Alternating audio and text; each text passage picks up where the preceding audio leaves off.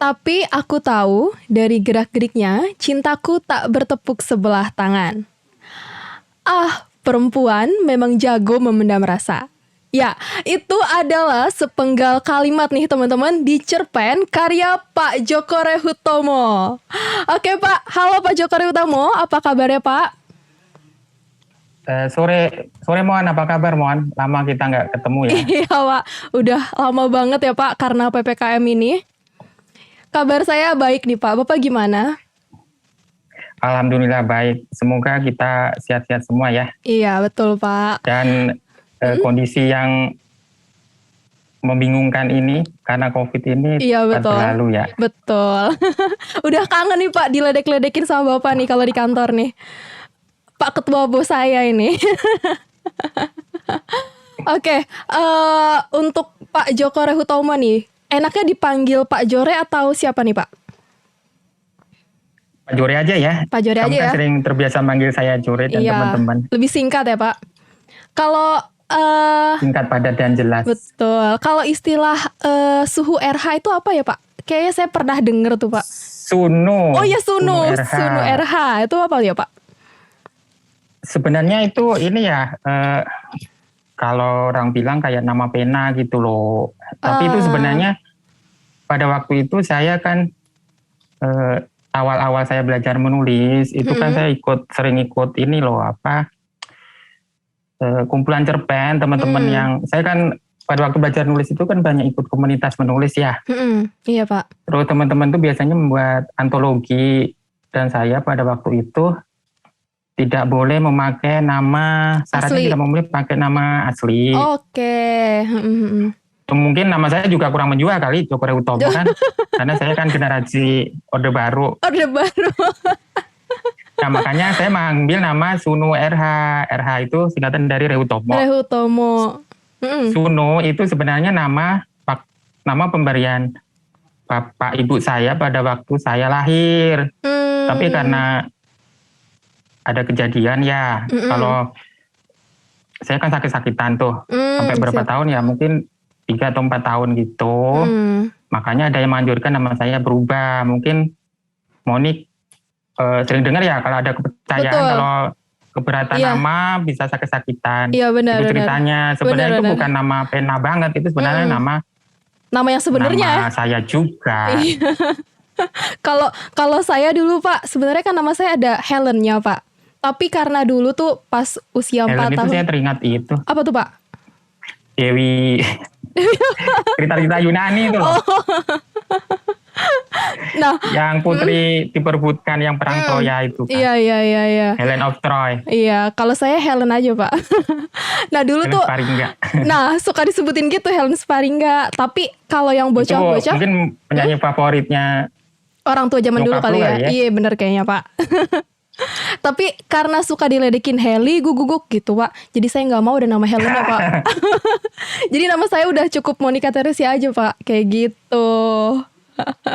Oke Pak, berarti saya panggil Pak Jore aja ya, biar lebih akrab nih Pak.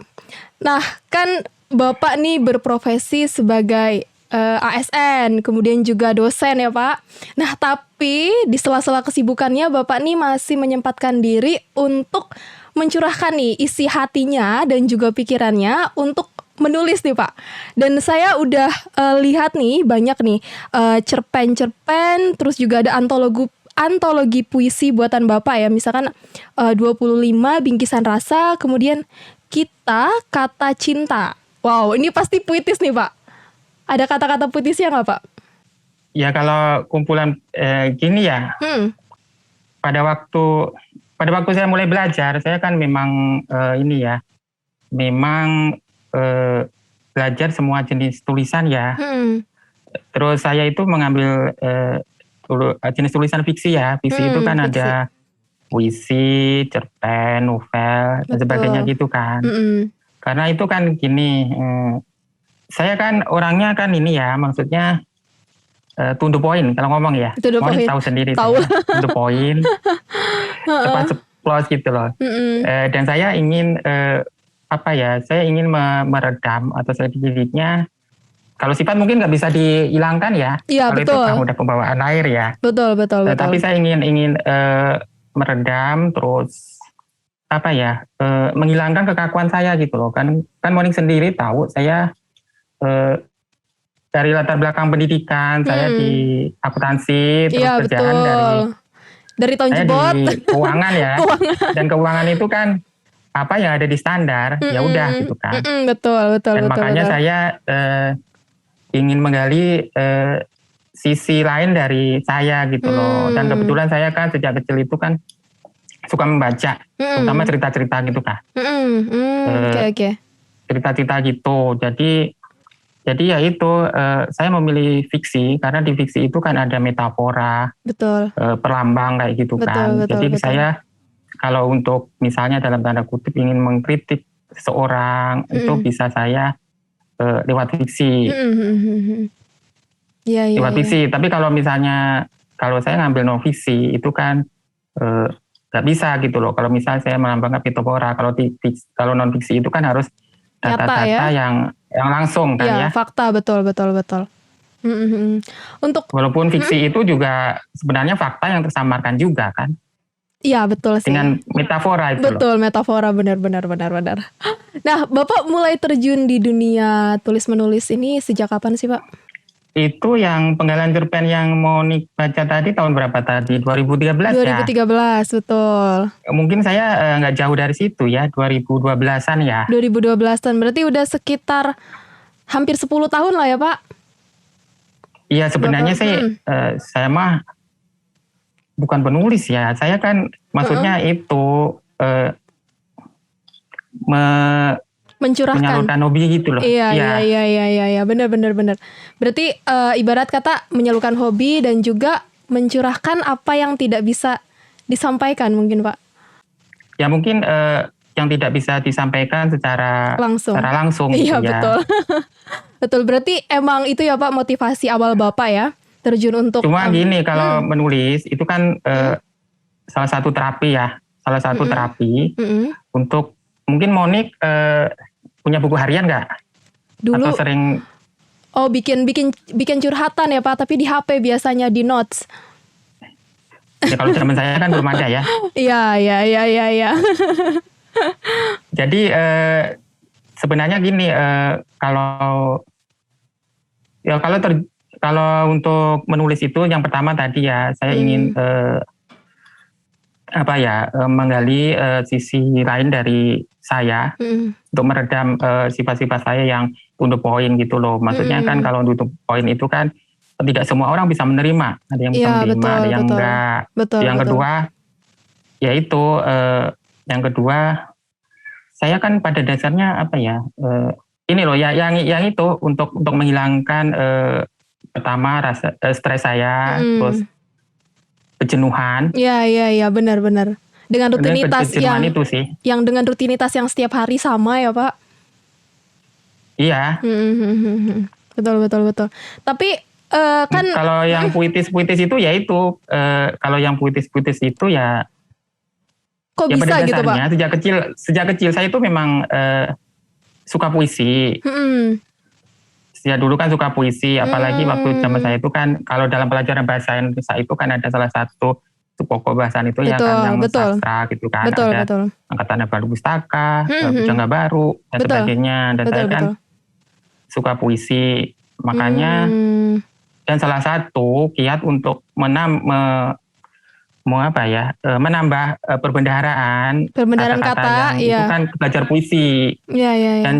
Dan kalau kita misalnya saya sering baca puisi itu otomatis ya, misalnya Monik baca puisi otomatis nanti secara secara naluri nanti pasti misalnya kalau menulis cerpen atau ke bawah ya novel Pak, itu pasti ke bawah itu.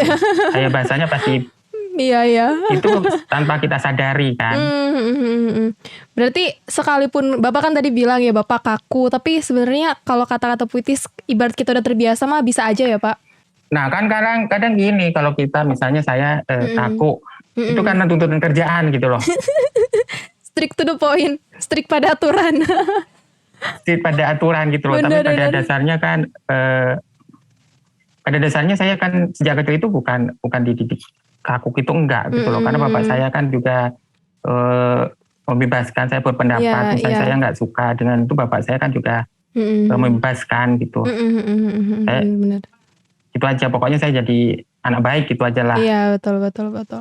Terus pas awal bapak nih mulai bikin cerpen gitu, susah nggak sih Pak menurut bapak pas awal-awal banget tuh Pak? Sebenarnya gini ya, kalau saya sih nggak susah-susah banget ya, karena pada waktu SD saya itu kan juga pernah diajari mengarang ya. Waktu itu kan ada seni, saya pernah ikut lomba.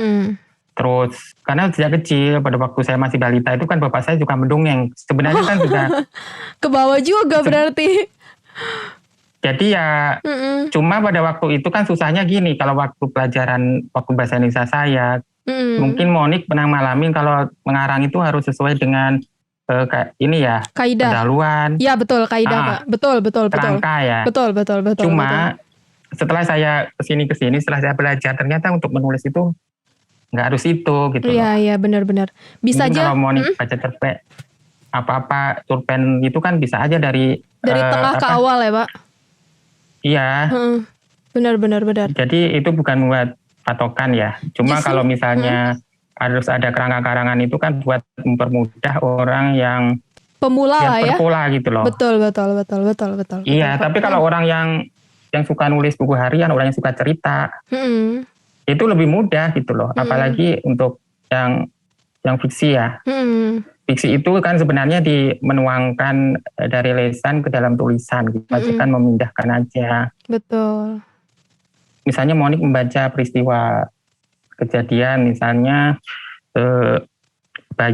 seorang bayi ditinggalkan oleh ibunya. Ditemukan oleh seorang. Misalnya di artikel kayak gitu. Nah itu kan makanya aku bilang tadi fiksi itu sebenarnya bukan fiksi, cuma kejadian yang dimetaforakan. Betul, yang dimetaforakan, benar. Misalnya itu kan bisa dibuat cerita. Misalnya terus ada, misalnya kita fantasi sedikit lah ya.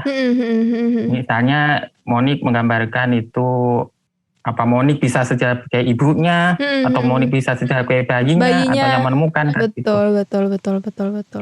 Benar Pak. Biasanya nih Bapak dapat inspirasi dari mana sih Pak? Kan udah banyak ya Pak cerpen-cerpennya. Biasanya dapat dari mana tuh Pak? Itu tadi kan sudah saya singgung ya sedikit. Misalnya dari artikel saya baca. Ya, terus betul. Misalnya saya ke kantor kan naik KRL. Itu kan saya bisa ketemu. Betul. Ada cerpen Bapak. Nah terus ada yang kejadian yang dialamin oleh diri saya sendiri, itu ada. Iya. Misalnya kalau novel saya yang Istana Pasir, betul.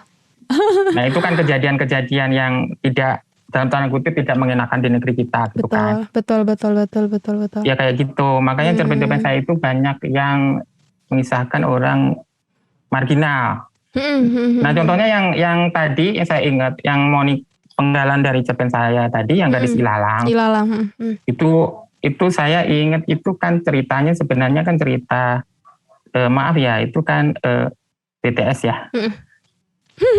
Itu yang terkena HIV, betul. Nah itu kan bukan kejadian, maksudnya bukan kejadian fiktif sebenarnya. Benar. Itu kan ada realisasinya, cuma itu kan ya ada lah, misalnya orang yang jatuh cinta pada yang dalam tanda kutip HIV. Yang perempuan seperti itu ada sebenarnya, walaupun 1001 ya. Iya betul. Ya kayak gitu. Jadi bisa inspirasinya itu datang dari mana aja gitu loh. Iya ya. Contohnya yang kayak di stasiun itu kan, yang tadi aku bilang itu kan tokohnya itu kan bisa juga metafora. Misalnya kalau cerpen saya yang di kumpulan cerpen saya Wajah Negeri Yang Terlupakan, itu kan ada namanya elegi stasiun ya. Elegi stasiun tua kalau nggak salah ya. Saya lupa ingat. Nah itu tokohnya kan seekor kucing. Padahal dan itu kejadian pada waktu bukan, itu udah lama ya. Kejadian waktu itu masih istilahnya perubahan ini loh, perubahan SOP di KRL kan loh. Pak. Iya betul. Belum lama sih. Nah pada waktu itu kan masih ada yang penumpang itu kan ada yang di atas itu. Ya, nah betul. waktu itu kan ada perubahan dan itu banyak. Terus pedagang-pedagang itu kan banyak yang ada di sekitar peron itu. Nah, pada waktu itu kan saya mengamatin fenomena itu, dan pada itu kan banyak yang protes demo, dan saya tokoh penceritanya itu adalah seekor kucing.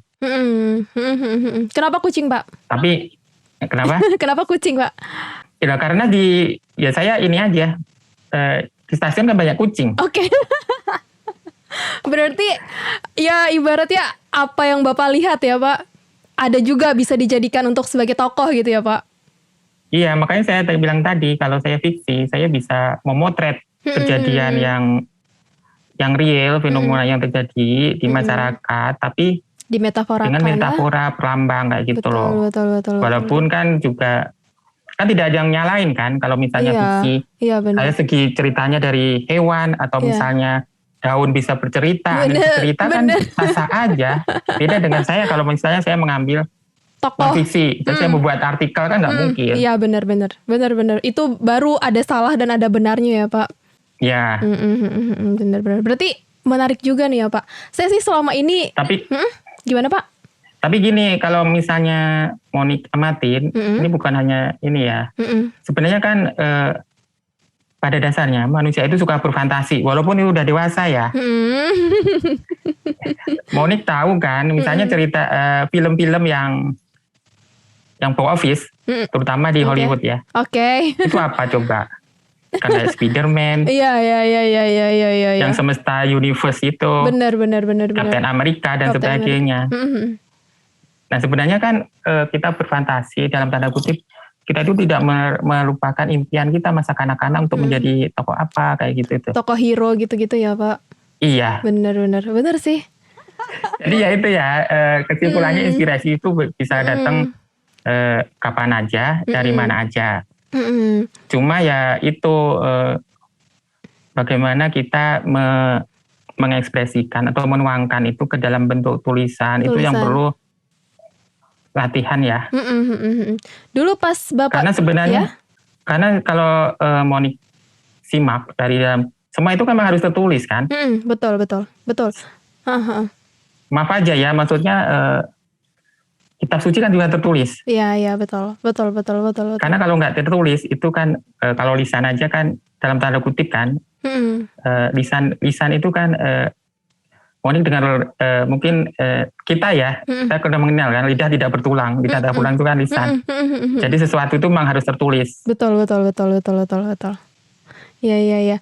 Pas Bapak bikin cerpen pertama kali tuh langsung jadi apa sempet terpotong terus jadi nggak jadi gitu? Selalu nggak jadi. Jadi saya itu pertama ya untuk menulis itu kan yang penting modalnya itu suka baca. Tips yang pertama suka baca ya, Pak? Suka baca, makanya saya kan minus saya kan tinggi karena saya suka baca sejak kecil, dan kebiasaan bapak saya kan guru, itu membawakan majalah.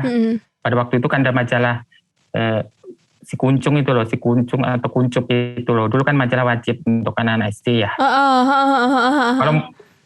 Kalau saya Monik mungkin nggak inget ya. Taunya saya Bobo, Pak, majalah Bobo.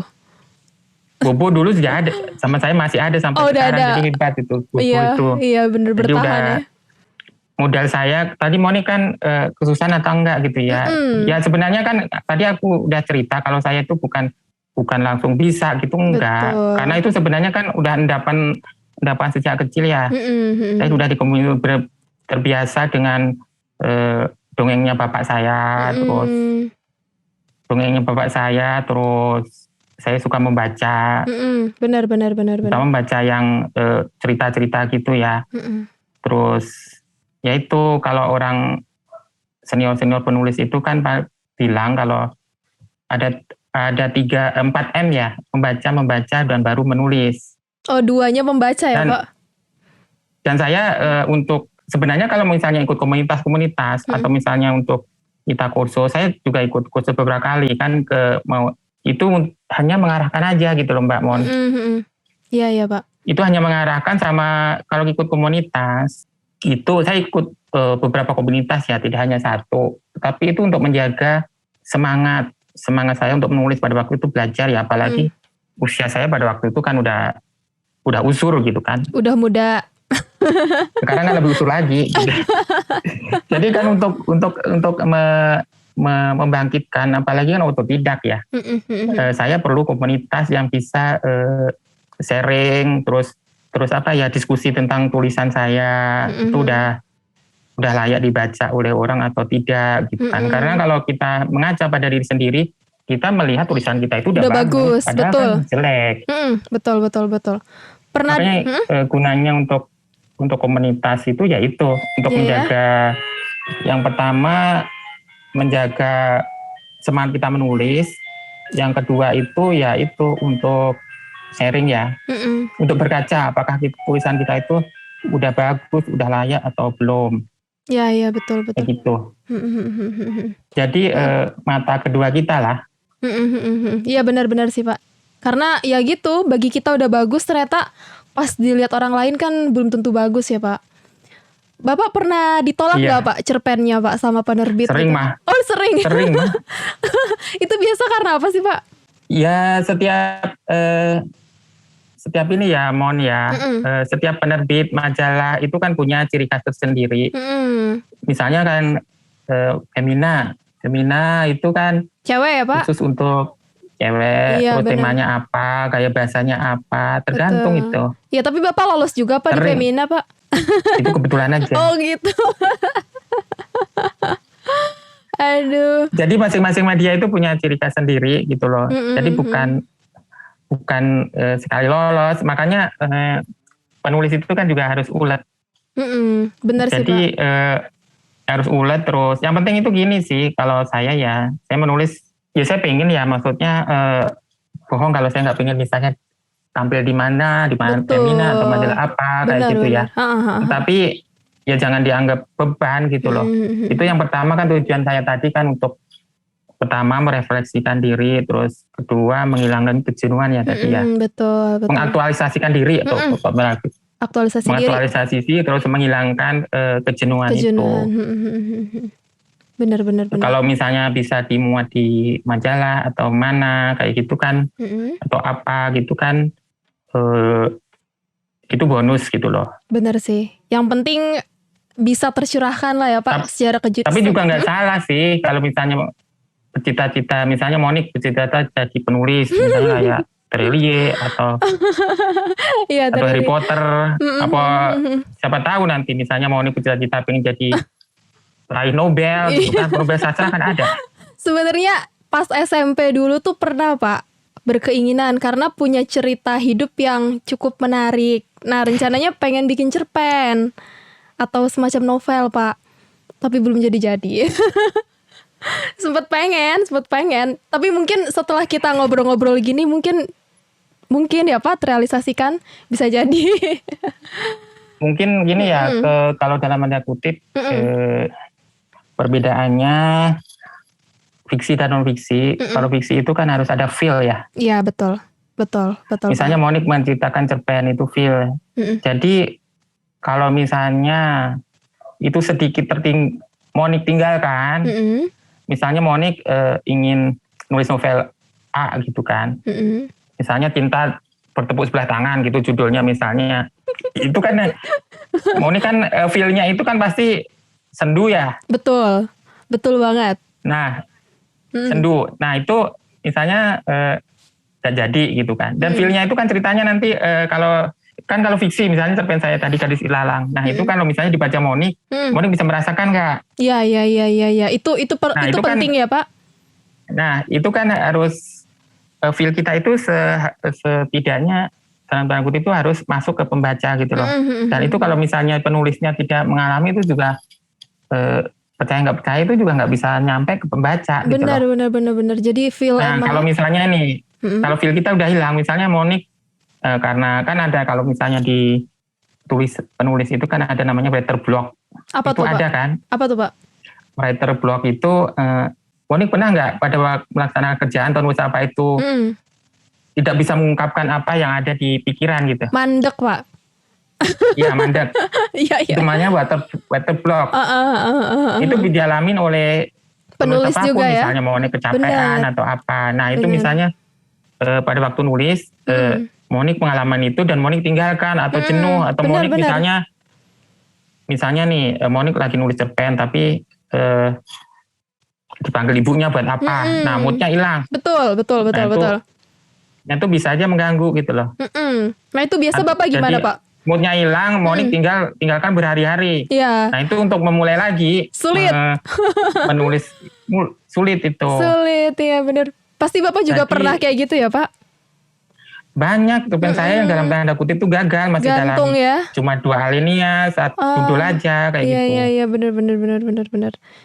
Jadi emang feel itu harus kejaga ya Pak. Soalnya nanti kalau kita ngelanjutin lagi tuh kadang udah beda. Jadi ceritanya tuh udah beda lah Pak. Kalau saya sih sampai sekarang ya mungkin ada ya. Saya baca beberapa penulis yang hebat itu kan dia bisa ritme kerjanya itu produktif banget gitu kan. Saya juga sampai saat ini juga belum bisa ya, karena mungkin saya kurang fokus juga kali ya. Karena sambil kerja yang lain kan Pak. Jadi kurang fokus juga mungkin ya itu. Saya termasuk, saya bukan penulis yang produktif. Saya sebut bukan penulis ya. Saya bukan penulis ya, saya cuma menyalurkan hobi. Saya tidak produktif. Sampai sekarang aja kan saya juga yang Istana Pasir itu tahun berapa itu? 2017 ya? Iya, Istana Pasir betul. 4 tahun saya nggak produksi novel lagi ya? Iya, kan karena saya istilahnya saya menulis itu karena letupan gitu loh. Apa yang saya rasakan, yang feel saya, bukan saya penulis yang bertata rapi gitu istilahnya, bukan. Paham. Menyalurkan hobi ya Pak? Iya, ya kadang kalau saya stres malah banyak gitu kan. Iya, kadang kalau mungkin, dulu mungkin bisa juga ya Pak ibarat. Kadang kalau saya malah stres banget itu kadang saya ngelukis sedapat-dapat saya gitu loh. Tapi iya. Kalau membuat sketsa gitu biasanya saya. Tapi kalau yang nggak parah-parah banget, mungkin saya cukup nulis aja gitu. Nulis. Terus mungkin kalau kita kesel sama orang ya Pak, daripada kita ngata-ngatain di belakang, mendingan kita bikin tulisan ya Pak. Lebih bermanfaat ya Pak. Betul. Jadi kalau manfaatnya Monik jadi lega. Yang kedua, kalau Monik kirim kemana gitu dapat honor. Dapat honor. Aduh, iya Pak. Terus nih dari sekian banyak cerpen yang Bapak udah bikin ya, menurut Bapak cerpen yang paling Bapak favoritin yang mana nih Pak? Kalau sebenarnya saya nggak punya favorit ya, karena kan kalau istilahnya cerpen itu kan setiap karya, itu karya apapun itu sebenarnya anak-anak rohani kita ya. Karena setiap cerpen itu pasti punya cerita sendiri. Yang saya bilang itu loh. Kan kalau dalam menulis itu kan ada unsur intrinsik dan ekstrinsik. Betul. Iya kan? Iya betul. Kalau unsur intrinsik itu kan kayak judul, plot dan sebagainya. Betul. Tokoh dan sebagainya. Dan kalau ekstrinsik itu ya dari dan penulis itu. Makanya saya bilang sebenarnya tidak ada tulisan yang fiksi itu bukan tulisan fiksi gitu loh. Fiksi itu bukan tulisan fiksi karena itu kan perlambang aja. Betul. Itu perlambang atau ini ya yang pernah dialami oleh penulis gitu loh. Oke. Misalnya yang Monik bilang di Femina itu ya. Iya, Femina betul. Yang terakhir itu kan Mawar Merah Muda ya. Betul. Mawar itu sebenarnya muda. Kan gimana Pak? Makanya saya bilang itu bukan favorit sebenarnya ya. Tapi membekas di saya karena itu kan sebenarnya kenangan almarhum Ibu. Saya jadi sedih nih. Aduh jangan Pak. Itu kenangan almarhum kakak saya yang sulung gitu loh. Iya. Di situ mungkin Monik kan melihat itu kan menderita kanker ya, kanker payudara ya. Payudara betul. Nah itu kan saya ceritakan di situ. Dan kebetulan saya memang punya ponakan yang waktu itu ya itu kan udah lama, itu ya seumuran segitu gitu loh. Dan itu kejadian memang wisuda kakak saya. Kakak saya waktu itu kan dapat beasiswa ya. Tapi dia dan di situ saya memang itu kejadian nyata ya. Almarhum kakak saya itu memang semangatnya tinggi banget dalam pendidikan belajar. ya. Iya. Nah dia itu divonis kanker stadium 3 itu pada waktu dia kuliah. Oh alah, iya Pak. Dan beliau itu sampai ini ya dengan sakitnya, dan dengan sakitnya itu dia sampai bisa wisuda gitu loh. Okay. Malah waktu itu dosennya itu salut. Salut. Kan dia waktu kuliah kan pingsan, Mon. Ya ampun, iyalah Pak. Kalau sakit kanker dia kayak gitu. Cuti setengah semester, tapi dia berhasil ini ya, berhasil sampai wisuda ya Pak? Sampai wisuda. Ya, tapi kalau kan takdir kan berkata lain ya, terlepas dari takdir. Dan itu kan apa ya? Kita nggak bisa. Ya itulah, misalnya yang membekas di saya. Iya. Dan mungkin karena saya tulis dengan dalam tanda kutip dengan hati, makanya berhasil lolos Filipina itu. Iya, nice ya Pak. Ya berarti emang banyak lah cerita-cerita Bapak emang yang sebenarnya sebenarnya non fiksi tapi difiksikan gitu ya Pak. Iya. Ya dari cerita nyata ya sebenarnya ya.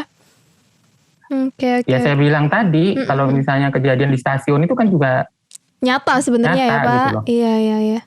Terus kayak yang wajah negeri yang terlupakan itu. Iya betul. Yang bocah pecandu hujan itu kan juga ada ojek payung, anak yang ojek payung. Terus itu kan saya jadikan satu dengan cerita rumah tangga gitu kan. Biasanya saya kalau dulu menulis cerpen itu kan saya ada 2 tokoh ya. 2 tokoh kayak Gadis Alang-alang yang Monik baca tadi ya. Baca tadi kan ada 2 tokoh. Tokoh yang apa? Permadi sama tokoh yang Lastri ya. Iya betul. Cuma kalau yang 2 tokoh itu kan kita berlaku sebagai dalang ya.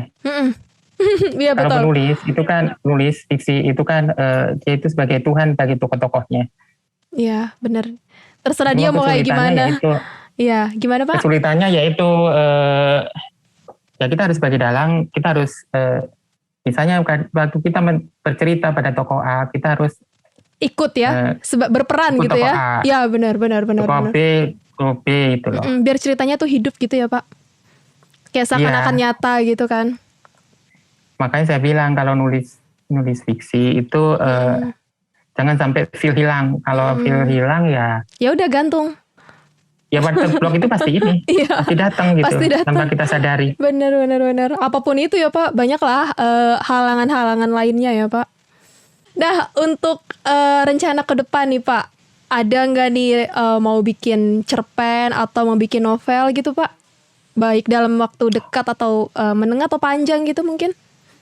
Mungkin saya ini ya, kalau dalam waktu menengah ya, saya mungkin selama ini kan saya dalam tanda kutip saya lagi kayak dormansi gitu ya nulis ya. Cuma saya tetap misalnya dalam perjalanan itu saya mungkin membuat konsep-konsep gitu loh. Jadi cerpen saya yang mengendap di laptop saya itu banyak gitu loh. Mungkin saya mungkin nulisnya juga selama ini kan ya tetap nulis, cuma 1 cerpen sebulan kali ya yang di majalah kantor itu. Cuma rencananya itu ya saya mau buat bukukan kumpulan cerpen saya gitu loh. Kalau temanya ya seperti Monik cerita tadi, yang saya sampaikan ke Monik tadi, saya tidak membatasin. Cuma saya lebih ke karena saya mungkin dari segi usia saya ya juga nggak, bahasa saya juga nggak cocok kalau misalnya saya yang novel yang remaja gitu loh. Saya lebih cocoknya ke yang marginal, terus masyarakat pinggiran gitu sama yang mungkin rumah tangga kali ya. Iya benar. Oke. Jadi saya tidak memaksakan diri untuk ini ya. Ya itu saya bilang tadi. Untuk keluar. Kan ada unsur etrinsik ya. Iya benar. Etrinsik harusnya ada. Kalau saya juga mungkin nggak. Kalau saya nggak nyambung kalau misalnya saya harus berpikir sebagai seorang ABG gitu kan.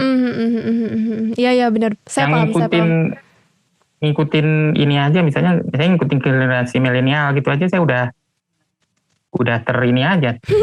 Apa sih? Tapi kalau Bapak ngobrol sama kita makan bakso apa, nyambung kok Pak.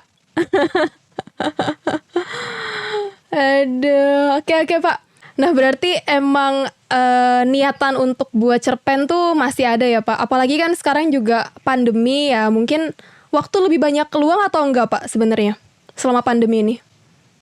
Kalau ini ya, maksudnya luang sih enggak ya, kan Monik tahu sendiri. Iya, tetap kalau kerja. kerjaan kantor kan tetap berjalan. Benar, gitu kan. benar. Jadi ya mungkin waktu luangnya ya Sabtu Minggu ya. Cuma saya bilang tadi kalau dalam tanda kutip saya untuk penulis kan nggak dikejar target gitu kan. Jadi ya Sabtu Minggu misalnya kalau ada waktu itu mungkin saya pasti menulis, entah itu satu alinea gitu kan, saya nulis. Tulis ya. Walaupun itu saya bilang tadi naik turun ya. Iya. Benar. Cuma kebiasaan saya biasanya saya nulis di ini ya, di story WA saya gitu kan. Itu penggalan-penggalan yang akan mau saya jadikan cerita. Bener, dan bahasanya berat Pak. Aduh, kayaknya emang buat orang-orang yang suka sastra ya pasti paham ya. Kalau saya aduh saya nggak tahu nih Pak, saya anak sastra atau anak apa nih. Tapi saya anak ibu saya sih Pak yang pasti. Aduh, nah menurut Bapak nih Pak, sekarang juga lagi pandemi ya, mungkin banyak sebagian orang ya, apalagi mungkin yang untuk generasi muda nih yang baru lulus SMA, itu kan biasanya masih free ya, mungkin kuliah juga online ataupun yang masih nyari-nyari lowongan pekerjaan gitu. Nah sebenarnya untuk menulis ini kan bisa dijadikan media buat mereka ya Pak, baik itu untuk mencurahkan isi hatinya, terus bisa juga kalau lolos di penerbit bisa dijadikan uang gitu ya Pak. Nah menurut Bapak nih, seberapa penting sih Pak menulis sekaligus membaca ya Pak? Itu kayaknya merupakan satu kesatuan nih bagi anak muda Pak. Tadi seperti saya singgung ya, kalau menulis itu tidak boleh hilang gitu loh. Karena dari dulu ya, semua itu harus dituliskan gitu loh. Cuma medianya aja yang beda gitu kan. Tadi sudah saya singgung kan, kitab suci aja kan harus tulis. Betul. Ya kalau ya kan, semua kitab suci kan harus ditulis. Kan kalau dulu misalnya zaman apa ya, sebelum diketemukan kertas itu kan pakai batu dan sebagainya, digambar di gua gitu kan. Cuma menurut saya sih medianya aja yang beda. Nah sekarang kan kalau dulu zaman saya itu medianya kan mungkin sekoran ya, koran terus percetakan itu hanya kertas saja. Nah sekarang itu kan bisa e-paper ya. Betul. Zaman udah canggih lah ya Pak. Dan tulisan itu kan bukan hanya, maksudnya kan ada banyak jenisnya. Betul. Ada fiksi, non fiksi. Misalnya nih, Monik buat YouTuber ini kan juga perlu konsep juga ya. Jadi keterampilan menulis, literasi itu sangat memang harus dikuasai oleh setiap generasi. Betul Pak. Karena ya mau gimana juga emang literasi itu ibarat kata kayak hal yang pokok ya Pak ya di kehidupan kita ya. Kalau Pak. Pramudia Anantatur itu kan pernah bilang, sepandai-pandainya orang itu, kalau mungkin Monik pernah baca ya, sepandai-pandainya orang kalau bisa punya tulisan buku itu sama aja gitu. Betul Bang. Jadi kalau tanpa tulisan, literasi itu, peradaban itu akan hilang. Widih, siap Pak. Oke Pak. Coba iya kan? Iya benar. Semua teori apapun dari zaman Romawi, Yunani itu kan tertulis. Belajarnya kan nggak bisa tertulis. Betul. Entah itu medianya apapun ya. Benar. Kalau sekarang lah kalian kan udah beruntung medianya itu bisa berupa tulisan maupun lewat online. Dan jejak itu, apalagi sekarang jejak itu kan bisa kapan aja bisa di ini ya. Kalau jejak online bisa dihapus gitu loh. Benar. Setuju banget Pak.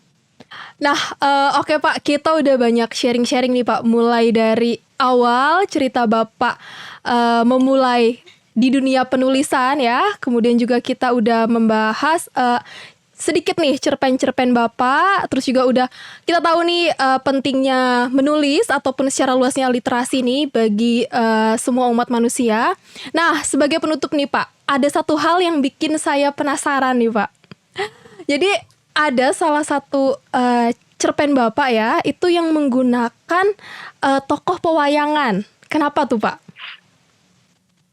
Mungkin hampir semua cerpen saya atau novel saya Tanah Pasir itu memakai tokoh pewayangan ya. Kenapa tuh Pak? Karena pertama, saya kan orang Jawa. Sejak kecil itu saya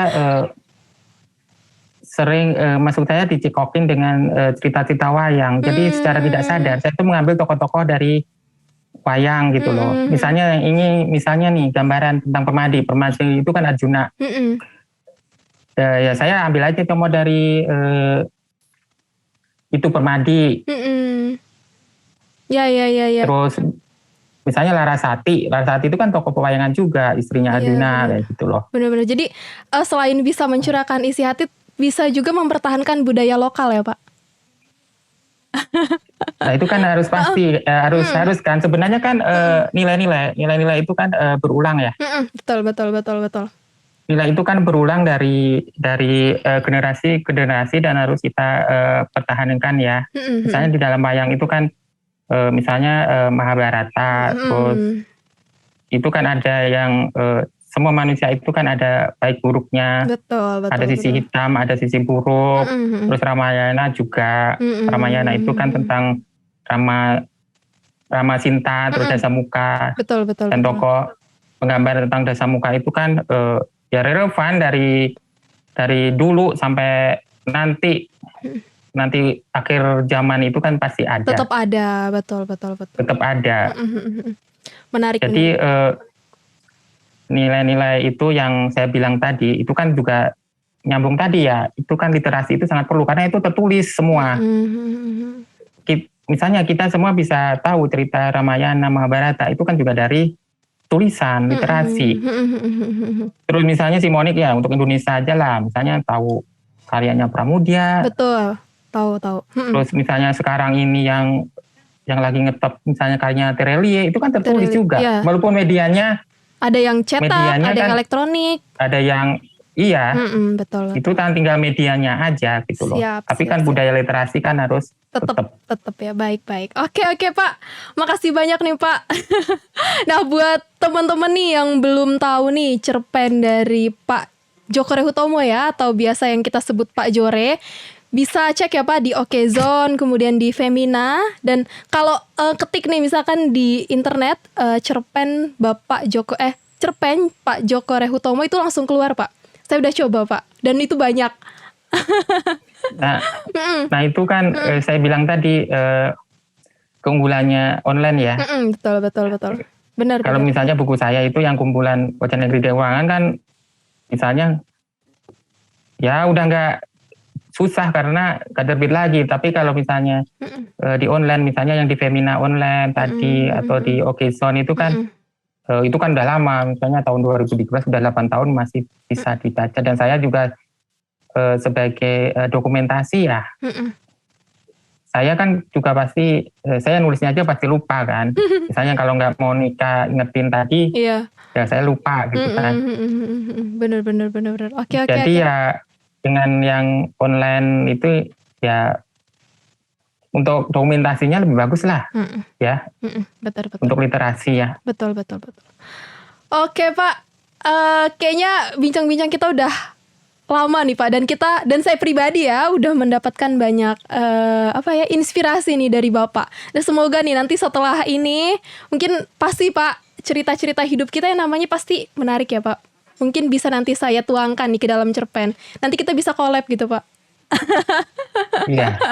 Jadi gini ya, untuk dokumentasi kehidupan kita itu atau kehidupan siapapun itu sebenarnya bisa jadi berbagai macam media ya. Sekarang ini kalau saya lihat para youtuber itu kan sebenarnya kan dokumentasi kehidupan mereka sendiri masing-masing kan. Benar. Kan banyak youtuber itu para youtuber ini kan juga unik ya. Benar. Ada yang beberapa tokoh terkenal tapi subscribernya atau pelanggannya itu dikit. Tapi ada yang dalam tanda kutip orang-orang biasa itu tapi subscribernya banyak, melejit. Betul, gitu loh. Benar. Dan itu saya bilang tadi itu kan kalau saya lihat itu konten-kontennya itu kayak daily vlog itu kan sebenarnya dokumentasi kehidupan mereka sehari-hari. Benar-benar. Jadi dokumentasi dengan generasi kalian sekarang ini bukan hanya literasi dengan media online maupun buku, tapi juga bisa dengan video ya Pak. Iya betul, setuju. Ya, dan kemampuan menulis itu kan juga berguna untuk YouTube juga kan. Benar. Misalnya kan kalau ada divisinya, kalian bisa mengkonsep. Terus saya lihat itu kan juga ada membuat film pendek, dan itu kan perlu kemampuan menulis ya, untuk membuat skenario itu, betul, untuk membuat judul yang menarik. Iya, gitu. setuju. Jadi literasi itu sangat penting untuk kita ya, karena semua sejarah besar maupun sejarah kita pribadi itu kan memang harus tertulis dengan media apapun, tanpa adanya dokumentasi itu maka akan hilang ya untuk generasi-generasi berikutnya. Wow. Mungkin itu Mon. Siap Pak, terima kasih nih Pak untuk wejangannya ya. Oke, aku juga mau bilang makasih nih buat khususnya ya untuk Pak Jore, Pak Djoko Ruhitomo karena udah meluangkan waktunya nih di sharing session kita kali ini. Dan buat teman-teman nih, semoga bermanfaat nih apa yang udah kita sharingkan bersama. Dan buat yang belum subscribe, silakan subscribe sekarang nih. Juga bunyikan tombol loncengnya. Dan juga jangan lupa untuk like serta komen nih teman-teman. Dan yang paling penting tetap jaga kesehatannya ya. Karena sekarang kan masih pandemi. Dan buat Pak Jore juga Pak, tetap sehat selalu Pak. Terima kasih Mon atas undangannya untuk sahabat Monica. Lekaslah menonton, subscribe, like dan komen di YouTube-nya Monica. Terima kasih Pak. Buat Bapak juga nih mungkin. Terima kasih Mon. Siap Pak. Buat Bapak juga nih semoga bisa terrealisasikan nih Pak untuk pembuatan YouTube-nya ya. Oke Pak. Amin. Siap. Oke teman-teman, terima kasih sudah menonton dan salam sukses.